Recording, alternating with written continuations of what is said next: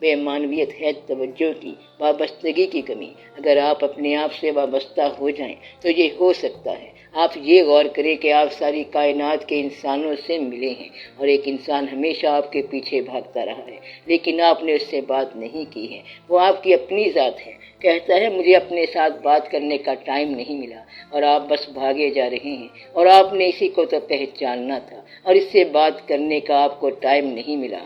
آپ ادھر جاتے ہیں اور کبھی ادھر جاتے ہیں، مگر کبھی اپنے آپ کے ساتھ بھی بات کر لیں، کبھی کھڑا ہو کے اپنے آپ سے بھی پوچھ کے کیا حال ہے تیرا، تو کہاں رہا ہے اتنی مدت، ہے بھی صحیح کہ نہیں ہے، زندہ ہے کہ مر گیا۔ آپ لوگوں کے جنازے اٹھاتے جاتے ہو، کبھی شادیاں کرتے ہو، کبھی اپنے آپ کو بھی دیکھو کہ غم میں ہو، خوشی میں ہو، زندہ ہو یا موت میں ہو۔ تیرا خدا کوئی ہے بھی صحیح کہ نہیں ہے، کہیں اپنے وہم کو تو خدا نہیں کہہ رہے۔ اگر تو ایک وہم کو خدا کہہ رہا ہے تو تیری عبادت نامنظور ہے، اور اگر تیرا یقین پختہ ہے تو تیری ہر ابتلا اس کی رضا ہے، پھر تو گلہ ختم ہو گیا۔ مقصد یہ کہ جس کا پہلے فیصلہ کرنا تھا اس کو آپ نے آخر میں رکھا ہوا ہے، کہتا ہے اس کا فیصلہ مرتے وقت کر لیں گے، اور وہ وقت کبھی نہیں آنا۔ گویا کہ آپ ہر انسان سے تو ملے ہیں، مگر ابھی تک اپنے آپ سے نہیں ملے، حالانکہ خود سے ملاقات بڑی ضروری تھی۔ تو آپ اپنے آپ کو پکڑ کے پوچھو کہ بھائی کیا حال چال ہے۔ اس سے آپ آگے بھاگ رہے ہو اور کبھی یہ آپ کے پیچھے بھاگ رہا ہے۔ آپ کو اندر سے اپنی آواز آتی ہے، مگر آپ کو اپنے آپ پر اختبار ہی نہیں ہوتا۔ اب یہ کہتے ہو کہ اچانک ایک خیال آیا تھا، پھر آپ اسے سلا دیتے ہو، کسی کام میں لگا دیتے ہو۔ یہاں سے زندگی بے معنی ہو جاتی ہے۔ اگر آپ کے لیے سونا اور کھانا ہی زندگی ہے تو جانور بھی یہ کرتے جا رہے ہیں۔ اگر آپ کے لیے پیسہ ہی زندگی ہے تو کافر بھی کماتے جا رہے ہیں۔ پھر اس میں ایماندار ہونے کی ضرورت ہی کیا ہے، کیونکہ پیسہ تو کافروں کے پاس بھی ہے، ڈاکو کے پاس بھی ہے، بندوق سے مل جاتا ہے۔ آپ بات سمجھ رہے ہیں؟ تو پھر ثابت یہ ہوا کہ نہ پیسہ زندگی ہے، نہ کھانا پینا زندگی ہے۔ زندگی جو ہے وہ خالی ایمان بھی نہیں ہے کہ انسان صرف ایمان ایمان کرتا جائے، بلکہ زندگی اللہ کا حکم ہے۔ اگر آپ حکم سے انکار کر دو اور باقی باتیں کرتے جاؤ اور یہ کہو کہ ہم اللہ کی ساری عبادت کرتے ہیں مگر زندگی ہم نے نہیں گزارنی، تو یہ تو بغاوت ہے۔ گویا کہ وہ انسان باغی ہے جو یہ کہتا ہے کہ میں ماں کا حق نہیں دوں گا، باپ کا حق نہیں دوں گا، اولاد سے میرا کوئی تعلق نہیں ہے، میرا صرف عبادت سے تعلق ہے۔ یہ تو پھر نہ اللہ سے تعلق ہے اور نہ اس کے حکم سے تعلق ہے۔ یہ تو پھر بڑا مشکل مقام آ جائے گا، یہ تو ابلیس قسم کی بات آ جائے گی۔ تو یہاں سے آپ کی زندگی بے معنی ہونی شروع ہو جاتی ہے۔ زندگی کا پہلے فیصلہ کرو، یعنی آپ اپنے عقیدے کا جائزہ لو کہ عقیدہ ہے بھی صحیح کہ نہیں ہے۔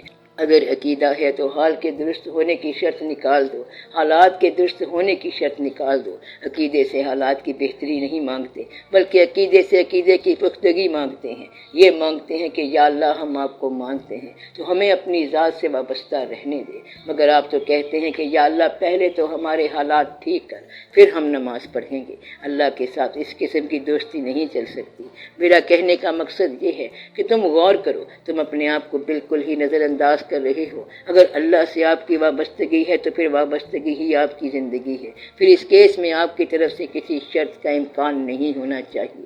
پھر اللہ آپ کو جس حال میں رکھ رہا ہے اس حال میں راضی رہنے کی تمنا ہی زندگی ہے۔ اللہ کے ساتھ ہر وقت تقاضے کرتے رہنا کہ میں تیری عبادت کر رہا ہوں، اب میرے لیے یہ کر دو وہ کر دو، یعنی کہ ماننے والا انسان عجیب و غریب ہی تماشے کرتا جا رہا ہے۔ اس طرح کا ماننے والا تو اللہ کو پریشان کرتا ہے کہ ایک دفعہ مان لیا اور پھر چیزیں ہی چیزیں مانگتا جا رہا ہے۔ اب ہر آدمی انفرادی طور پر یہ دیکھے کہ اپنی زندگی میں کبھی کمپیوٹر کی میموری رکھے اور اپنی ساری مانگی ہوئی اشیاء کا نیٹ رزلٹ نکالے تو مانگی ہوئی چیزیں اور وہ چیزیں جن سے آپ بیزار ہیں سب کا رزلٹ برابر نکل آئے گا۔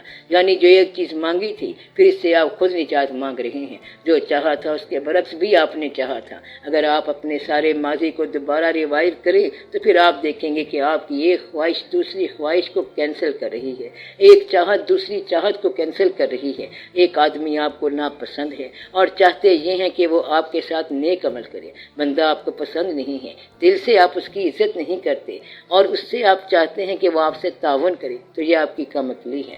مثلاً آپ کی سفر کرنے کی بڑی خواہش تھی اور آپ نے دعا کی کہ یا اللہ ہمیں مسافر بنا، دنیا کی سیر کرا، یہ آپ کی خواہش تھی، تمنا تھی۔ پھر آپ نے دعا کی یا اللہ میرا مکان بن جائے، تو کیا یہ کم عقلی ہی نہیں ہے۔ مکان بنانے کی آرزو ٹھہرنے کی آرزو ہے، اور سیر کرنے کی آرزو دوسرے کے مکان دیکھنے کی تمنا ہوتی ہے، اپنا مکان بنانے کی آرزو نہیں ہوتی۔ تو آپ اپنی ایک آرزو کو، خواہش کو دوسری کے ساتھ کینسل کرتے ہیں، انجام کار نیٹ ریزلٹ کو زیرو ہی کرتے جاتے ہیں۔ مثلاً ایک خوراک تھی صحت کے لیے، اب وہی چیز صحت کے لیے نقصان کر رہی ہے، مگر آپ پھر بھی کھاتے جا رہے ہیں۔ جس چیز سے آپ کی صحت تھی، اب آپ کی عمر کا وہ حصہ آ گیا کہ اس سے صحت نہیں ہے، پھر بھی آپ وہی کام کرتے جا رہے ہیں۔ اب آپ کی سب سے بڑی بیماری ہے خوراک۔ جب خوراک ضروری ہوتی ہے وہ صحت ہوتی ہے، اور جب خوراک ضروری نہ ہو تو وہی خوراک بیماری بن جاتی ہے۔ تو وہ حالت بن گئی ہے کہ جو صحت کے لیے ضروری تھی وہ اب بیماری ہے۔ اس لیے ہماری جتنی آرزویں ہیں اور جتنی دعائیں ہیں وہ وقت کے ساتھ ساتھ بد دعائیں بنتی جاتی ہیں، اور آپ کرتے جاتے ہیں۔ آپ میری بات سمجھ رہے ہیں؟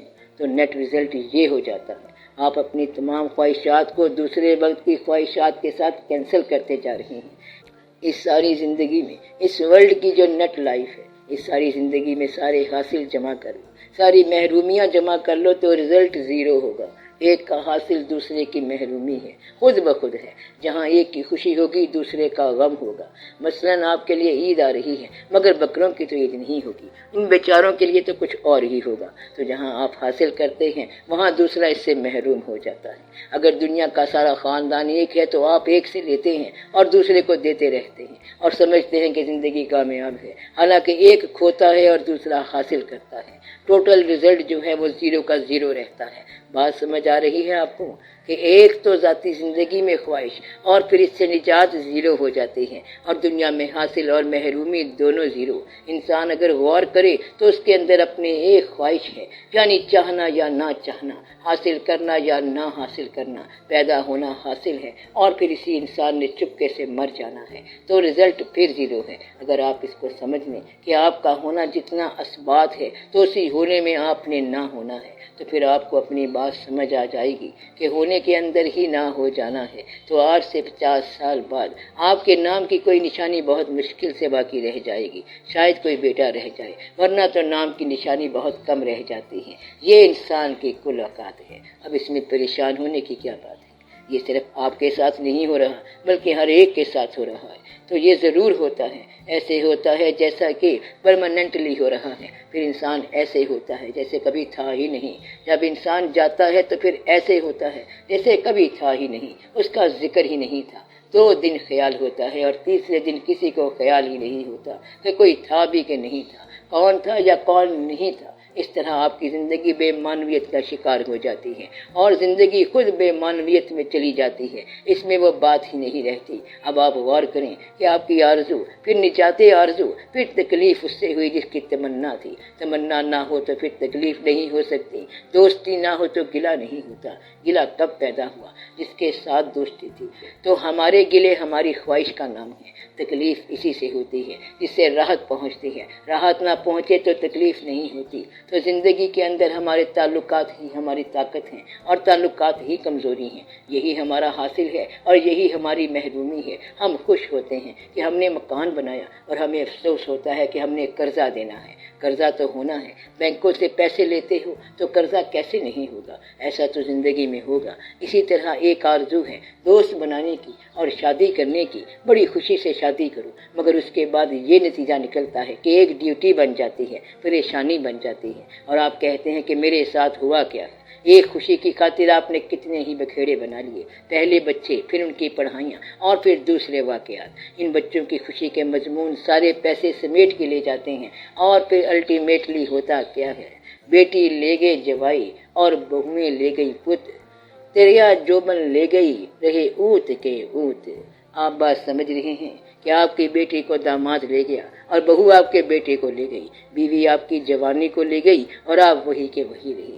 اس طرح آپ بوڑھے ہو جاتے ہیں۔ اس کا نیٹ رزلٹ یہ ہے کہ آپ وہی کے وہی رہ جاتے ہیں۔ تو یہ ہے انسان کا نیٹ رزلٹ کہ کوئی شے ایسی نہیں ہے جو اس کے لیے یہاں پرماننس کا باعث ہو۔ اب یہاں اگر آپ کے مزاج میں الہیات نہ ہو تو یہ آپ کے لیے پریشانی کا باعث ہوگا۔ کسی کا فرض آپ کیسے پورا کر سکتے ہیں؟ اگر آپ پر اللہ کی محبت ذاتی طور پر فرض ہو گئی تو پھر آپ یہ پوری کر سکتے ہیں۔ کسی کے حکم کو آپ پورا نہیں کر سکتے، دوسرے کی محبت آپ نہیں نبھا سکتے۔ آپ بات سمجھ رہے ہیں؟